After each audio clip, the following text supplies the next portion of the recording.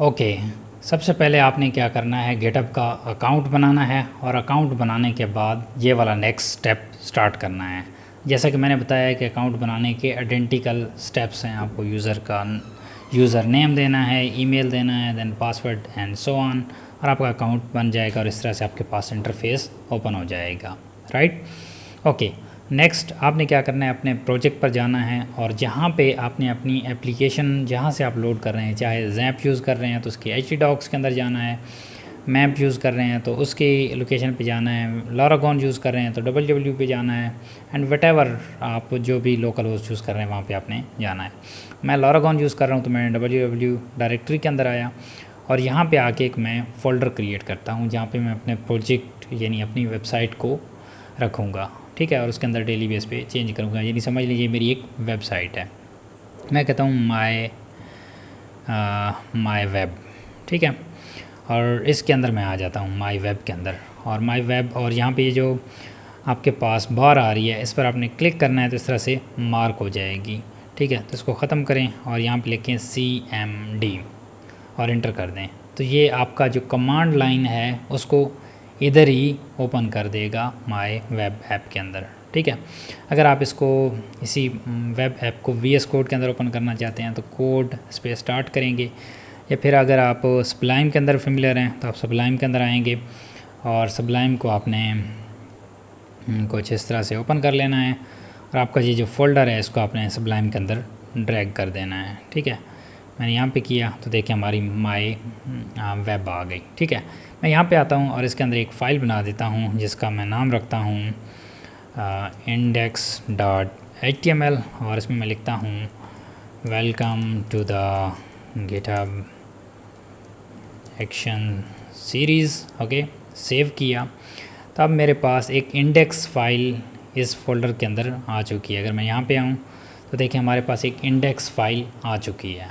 तो अब हमने इसी फ़ाइल को अपनी गिटहब पर अपलोड करना है। ठीक है, तो सबसे पहले आपने क्या करना है, जो हमने CMD ओपन किया है उसी इस फुल पाथ के अंदर जाके हमने CMD ओपन किया तो माई वेब ऐप के अंदर अब हम खड़े हैं इस टाइम पे। तो यहाँ पे जो सबसे पहला आपने काम करना है वो करना है गिट को इनिशलाइज़ करना है। एक आपके पास है गिट और एक है गिटहब। ठीक है, गिट एक टूल है जो आपकी ट्रैकिंग को मैनेज करता है और गिटहब आपके पास एक स्पेस है जहाँ पे आपका कोड होस्ट होता है या आपका प्रोजेक्ट होस्ट होता है। राइट, तो सबसे पहले आपने क्या करना है, गिट इनिट। इस कमांड का मतलब क्या होता है कि हमारे लिए गिट को इनिशलाइज़ कर दो। ठीक है, इंटर करेंगे तो यहाँ पे कह रहा है इनिशलाइज एम्प्टी गिट रिपोजिटरी, और यहाँ पे एक एम्प्टी गिट की रिपोजिटरी क्रिएट हो गई है। और अगर मैं इसी फोल्डर के अंदर आऊँ तो यहाँ पे हमें कोई भी .git की एम्प्टी रिपोजिटरी नज़र नहीं आ रही। उसकी रीज़न क्या है कि यह हमारे पास हिडन होती है। राइट, तो आपने क्या करना है, इस व्यू के अंदर आना है। सबसे पहले आपने यहाँ पे इसको ओपन कैसे करना है, ओके, व्यू के अंदर आना है। यहाँ पे आप आएँ शो के अंदर और शो के अंदर हिडन आइटम्स पर आएँ। तो उस पर मैंने क्लिक किया तो देखिए अब डायरेक्टरी या फोल्डर था वो हमारे पास यहाँ पे विजिबल हो गया है। राइट, तो ये हमारे पास हिडन होता है सिक्योरिटी पर्पस के लिए। तो आप क्या करें, इसको दोबारा से हाइड कर दें। जस्ट आपको शो कराना था कि हमारे पास यहाँ पे .git की फ़ाइल ऐड हो चुकी है।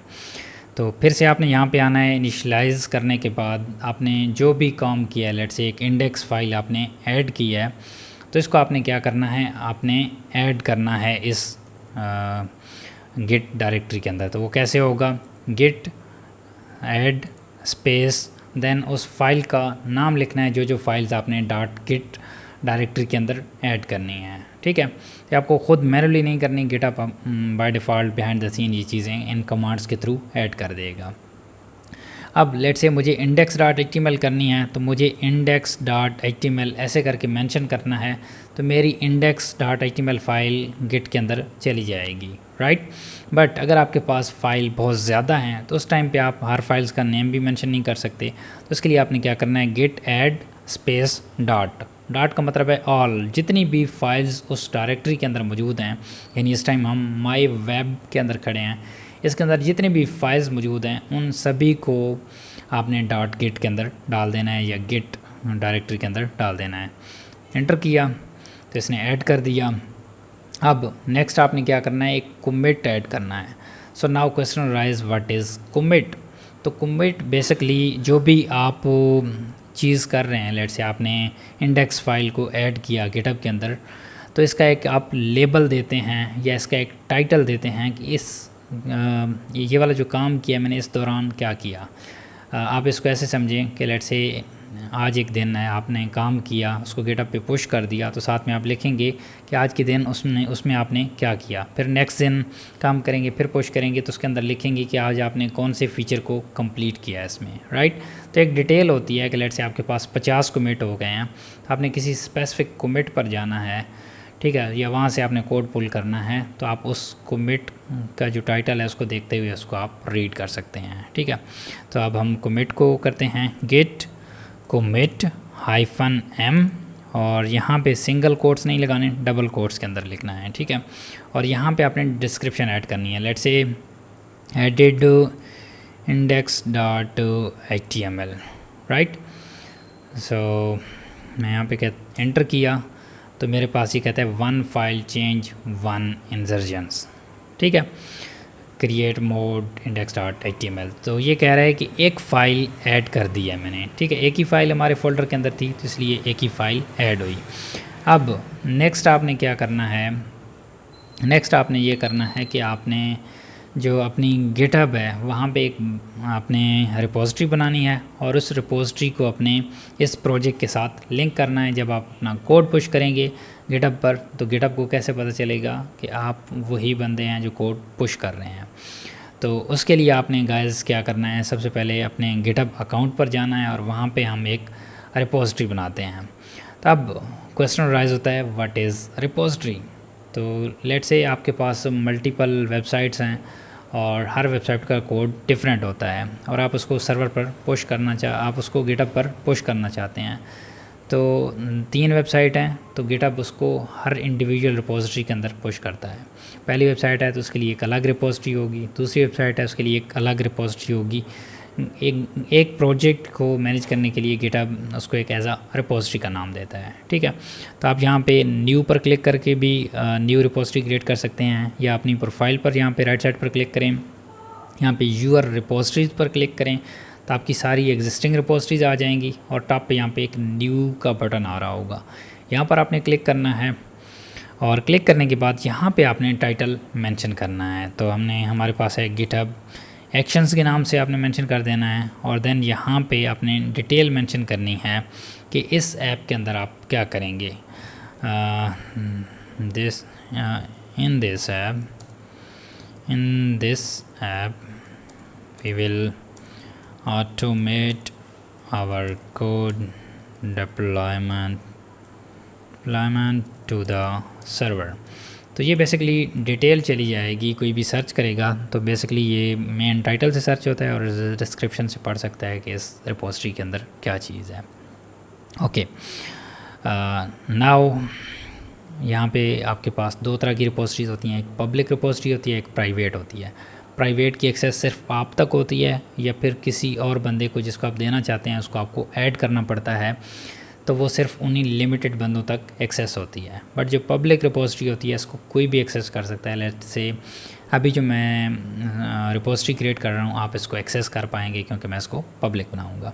दैन उसके बाद ऑप्शन आता है ऐड अ रीडमी फ़ाइल, कि आप इस प्रोजेक्ट की रीडमी फ़ाइल का मतलब इस प्रोजेक्ट को किसी ने डाउनलोड करना है तो सेटअप कैसे करना है वहाँ पे मैं गाइडलाइन प्रोवाइड कर सकता हूँ इसके अंदर, बट मैं अभी इसको स्किप कर रहा हूँ। दैन क्रिएट रिपोजिटरी पर आपने क्लिक कर देना है। तो देखें आपकी रिपोजिटरी यहाँ पे क्रिएट हो गई है, और इसने क्या किया, आपको एक URL ये वाला रिटर्न किया है, राइट। तो आपने क्या करना है, राइट साइड पर आना है और आपने इसको कॉपी कर लेना है। एक आपके पास SSH का भी होता है और एक आपके पास HTTPS का। तो आपने HTTPS वाले को कॉपी करना है, और आपने कहाँ पे आना है, अपने वापस उसी जगह पे जहाँ पे आपने अपने कमांड लाइन को छोड़ा था, ठीक है।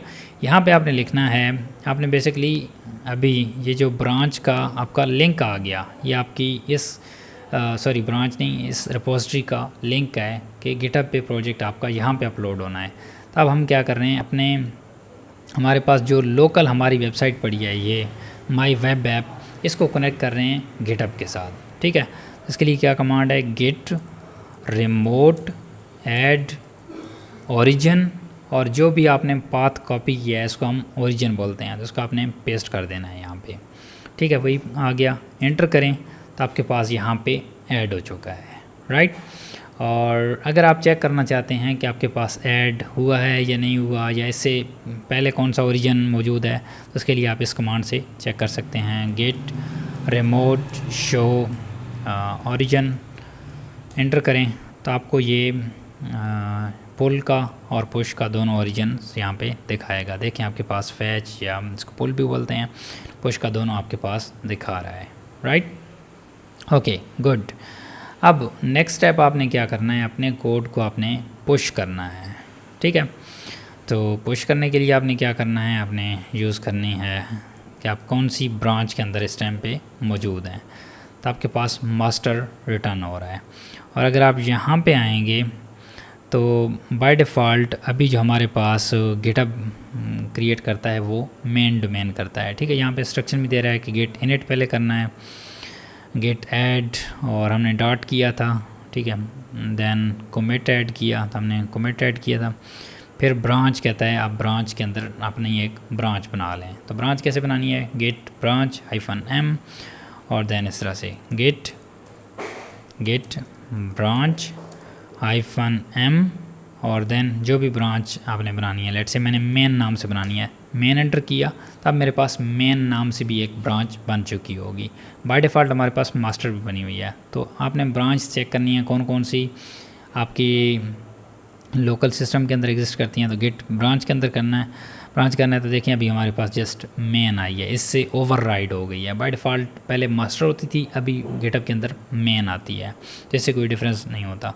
इसके अलावा जो भी आप न्यू डोमेन बनाएंगे वो डोमेन आपकी इधर यहाँ पे विजिबल होंगी। लेट से मैंने एक हदायत के नाम से की कि हदायत वेब डेवलपर है, वो पुश कर रहा है, तो हदायत और मेन दोनों आएंगी, ठीक है। जो जिसके अंदर आप उस टाइम पे खड़े होंगे वो ग्रीन आएगी, ओके। और देन कहता है आपने रिमोट ओरिजिन, तो हमने ऑलरेडी ऐड कर दिया। फिर कहता है कि पुश आपने कोड करना है, तो पुश करने के लिए क्या, गेट पुश -u भी गिटहब रिकमेंड कर रहा है, बट आप इसको स्किप भी कर सकते हैं, इसके बगैर भी हो जाता है। ओरिजिन, और देन ओरिजिन के अंदर आपने मेंशन करना है ये ब्रांच का नाम, जो भी आपने नाम दिया है, तभी हमने मेन नाम से क्रिएट किया था, मेन आपने यहाँ पे मेंशन करना है और एंटर कर देना है इसको। इसके बाद 1 मिनट मैं इसको यहाँ पे इधर ही पॉज कर रहा हूँ, मैं इसको पुश नहीं कर रहा। अच्छा, अब अगर आप गिटहब के अंदर CMD के थ्रू, एक तो आप वेब ब्राउज़र के अंदर यहाँ पे लॉगिन है, राइट, और एक CMD के थ्रू, कमांड लाइन के थ्रू आप लॉगिन नहीं हैं, तो आपसे पूछेगा कि आपने पहले लॉगिन करना है, राइट। तो लॉगिन कैसे करना है, या दूसरा लेसन कि अगर आप ऑलरेडी लॉगिन हैं किसी और रिपोजिटरी से और किसी और अकाउंट से, और आपने डिफरेंट अकाउंट से लॉगिन होना है, तो पहले वाले को लॉग आउट कैसे करना है। तो उसके लिए आपने कंट्रोल पैनल पर आना है। यहाँ पे आपने, अगर आपके पास यहाँ पे डिफरेंट सेट है, लाइक कैटेगरी पे सेट है, तो आपने कुछ इसको लार्ज आइकॉन या स्मॉल आइकॉन पर क्लिक करेंगे तो आपको एक क्रेडेंशियल मैनेजर का ऑप्शन नज़र आएगा, इस पर आपने क्लिक करना है, और यहाँ पे विंडोज़ क्रेडेंशियल ये एक ऑप्शन मौजूद है, यहाँ पर क्लिक करना है। तो यहाँ पे आपके पास गिटहब का मौजूद है, ठीक है, मॉडिफाइड टुडे। तो यहाँ से आप अपना ये अकाउंट मेरे पास लगा हुआ है, मेरे पास एक और अकाउंट है, बट मैंने जो अपनी जो रिपोजिटरी क्रिएट की है वो डिफरेंट अकाउंट के अंदर की है, तो इसलिए मैं इसको यहाँ से रिमूव कर रहा हूँ। अब मैं क्या करूँगा, जब भी अपना कोड पुश करूँगा तो पहले मुझे कहेगा कि लॉगिन करो भाई, एंटर किया, ठीक है, वेट, देखिए हमारे पास साइन इन वाला ऑप्शन आ गया है।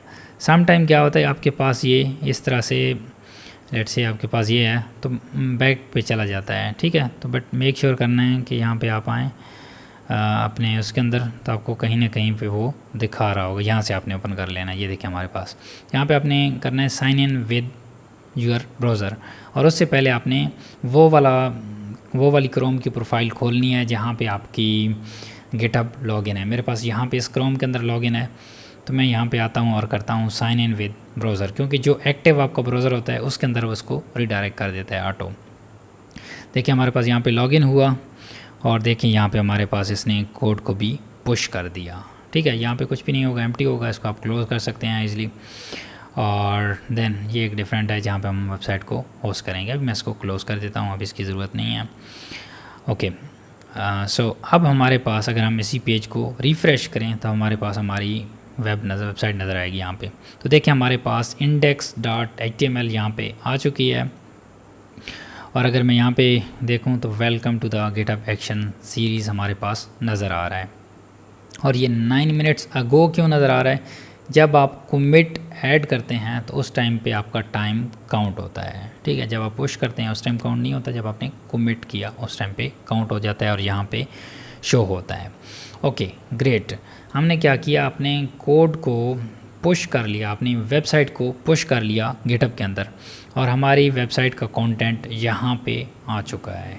राइट, तो हमारा जो पहला कॉन्सेप्ट था कि हमने अपनी वेबसाइट बनाई लोकली सिस्टम के अंदर, और फिर हमने एक गिटहब का एक अकाउंट बनाया। गिटहब अकाउंट के अंदर हमने एक रिपोजिटरी बनाई कि हम अपने प्रोजेक्ट को यहाँ पे डालेंगे। और देन हमने क्या किया, गिट को इनिशियलाइज़ किया और गिट से अपना कोड पुश किया गिटहब पर।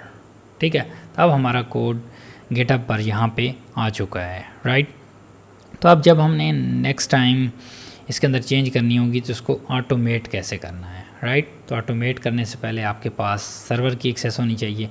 तो नेक्स्ट वीडियो के अंदर हम देखते हैं कि सर्वर की कौन कौन सी चीज़ें आपको रिक्वायर्ड होंगी। राइट, सो अगर वीडियो पसंद आई है, कंप्लीट आपको डिटेल्स मिल रही है, क्योंकि मैं इसको फुल डिटेल के साथ शूट कर रहा हूँ कि अगर आप एज अ बिगिनर भी हैं तो आप इजीली इन कॉन्सेप्ट्स को पिक कर पाएंगे। तो अपनी फीडबैक का इज़हार अपने नीचे लाजमी करना है कि आपको कितना ये हेल्प आउट कर रही है, और अगर आपका प्रीवियस गिटहब का एक्सपीरियंस है तो वो भी मेंशन करना है, स्टिल उसके अंदर कोई ना कोई ऐड ऑन हुआ है तो thank you so much guys, and I will see you guys in the next one. Bye bye.